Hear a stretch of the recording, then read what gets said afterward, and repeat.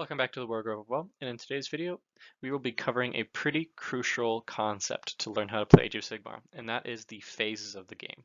So how Age of Sigmar is actually played is in these phases. In each player's turn, there is a multitude of different phases where different actions can be taken. And if you understand how the phases work, you have a pretty good understanding of how Age of Sigmar plays. So without further ado, let's get started. First up is the hero phase. This is your magic and your command abilities. Um, but before even that, you start by declaring your battle tactics for that turn. So what a battle tactic is it is a minor secondary objective. And I could make a whole video about scoring, but basically you have a primary objective that is determined by your mission. Then you have a grand strategy, which is like a major secondary, and then you have a battle tactic, which is a minor secondary. Minor secondaries are something you choose every time it is your hero phase. Another next thing you would do in the hero phase is heroic actions. So every hero phase you can nominate one of your hero units to do one of the four following things.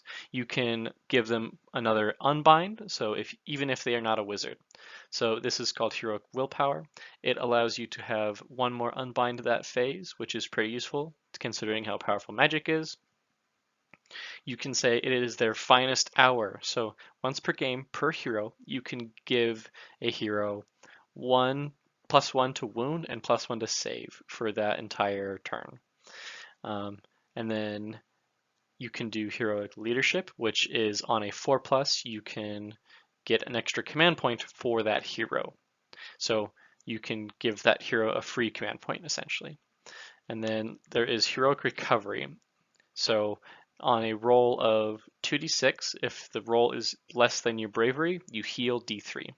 So it works better for high bravery heroes. Also, this is where you activate command abilities. So a good portion of command abilities are used in the hero phase. Some are at the beginning and some are at the end. Most are at the beginning though. And this is kind of your commands your leaders and your heroes give out to modify your troopers. But as you'll see throughout the other slides, command abilities are spread throughout the whole game. You have command abilities that must be activated in the hero phase, the shooting phase, any of the phases you can have a command ability activate. But it'll depend on the wording of if it's the beginning or the end. And also the other major component of the hero phase is spells. So you can cast as many spells as you'd like to with however many wizards you have with their spell slots and all that jazz. Next up is the movement phase. This one is pretty simple. That is where you move your models. So a lot of command abilities can activate in the movement phase, and you can move all the units that you'd like to move this turn by the number of inches on their movement characteristic. Movement is done on a per model basis, so you measure from each model, but if you are generally speaking, you can kind of guesstimate as to where they would end up based off of where one model ends. But in the rules, it is you measure from each model. This is also where you retreat out of combat. So retreating is a special movement ability or movement thing where you essentially get out of combat, and it prevents a lot of other combat-oriented things for you to do that turn. So if you retreat a unit, that unit cannot shoot and it cannot charge that turn unless otherwise stated. And you must end outside of 3 inches of an enemy unit for it to retreat fully. Additionally, for movement, you cannot finish a move inside of 3 inches of an enemy model. So this is essentially to force every unit to make a charge roll if they want to get into combat. So even though 3-inch charge is incredibly likely, it can still fail. So that is why that 3-inch limitation is there. Additionally, a lot of armies have various summoning capabilities. I think every single summon rule typically will have you bring in that unit at the end of the movement phase. So they cannot move in the movement phase, they can just be brought in. I don't believe that there is any summoning like abilities that happen anywhere else. I'm pretty sure all of them happen in the move phase. Next up is the shooting phase. So, as the name suggests, this is where you shoot your ranged weapons. Um, there are command abilities that can activate in the shooting phase, and you can fire with all missile weapons that you can or want to shoot with. Here's a special note though. If you are targeting a hero with less than 10 wounds that is within 3 inches of another friendly unit that has 5 or more models, you have a -1 to hit that hero. So it's called Lookout Sir. It's kind of to help prevent hero sniping or at least make it a little bit harder. Next up is the charge phase. So like I said in the movement phase, this is how you actually get into combat. Some command abilities activate in the charge phase, and then the charge phase is really short, really simple. Whatever models you want to charge, you will roll 2d6, and then you can move that charging unit that many inches to get into combat with an enemy. So that is like within the 3 inches limit of like model to model or base to base. Then it is the combat phase. This is where the majority of Age of Sigmar is played. That in the hero phase, in my opinion.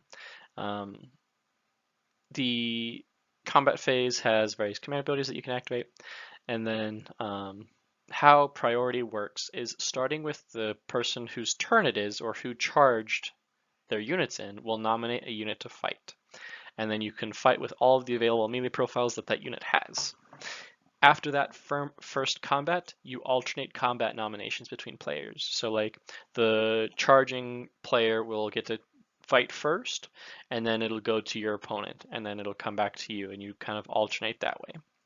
So for attack sequences, I've already covered this in a previous video, but just to kind of reiterate how it goes is you select your melee profile, and then you roll to hit. And if you beat your to hit roll, or your hit to hit characteristic, you go on to the wound phase, where you roll to wound. And if you beat the wound characteristic, then you move on to the saves. So your enemy rolls to save, and they have to beat their save characteristic.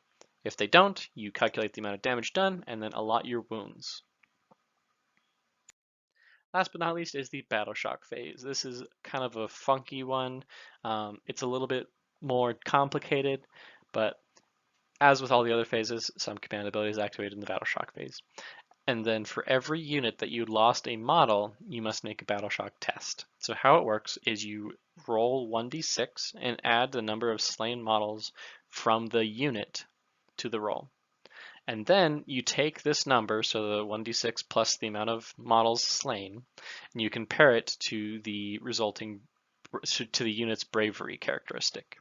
And if the results of the Battleshock test are higher than the bravery, you take the difference between the two results, the bravery test and the unit's bravery characteristic, and that is how many models flee from Battleshock. Battleshock is a little odd for various reasons, but it can be very useful, and there are certain abilities that manipulate Battleshock. And that is it for all of the phases in Age of Sigmar. If you enjoyed this video, please leave a like or a comment, and if you enjoyed this type of content, please consider subscribing. I try to upload once every other day or once every day if my college and work schedule allows it. If you have a suggestion for a future video, either on a concept in Age of Sigmar that you don't fully understand or specific videos pertaining to a faction you enjoy, I'll try and accommodate that. So this has been the Wargrove of Woe, and I'll see you guys next time.